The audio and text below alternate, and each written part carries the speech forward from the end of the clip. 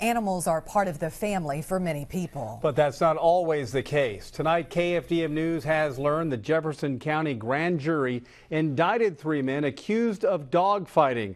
The charge is a felony, and if convicted, they could go to jail for several years.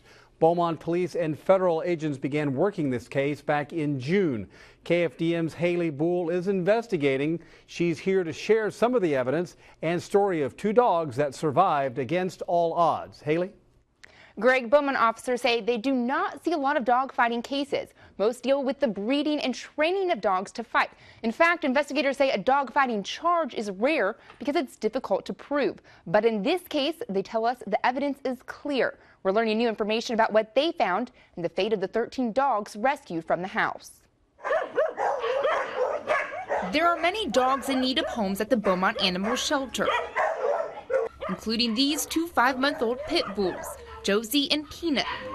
They're all wagging tails today, but nearly 5 months ago, it was nothing like this. These were so young when we picked them up. They had not been trained to fight yet, so they I guess, escaped that situation. The situation? Suspected dog fighting, breeding, and training.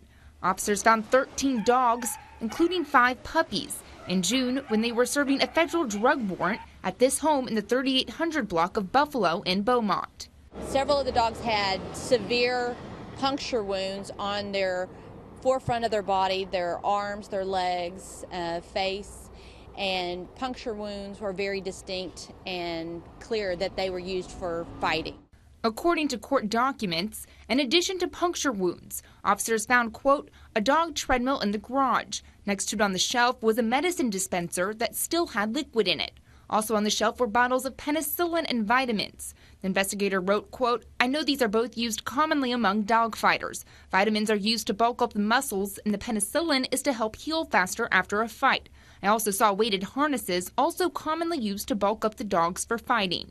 It's very frustrating because people that fight their animals are cowards.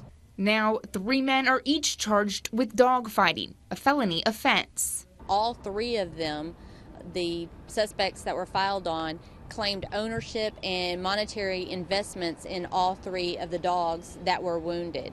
And they explained in court that this was their business, this was their investment, was breeding dogs.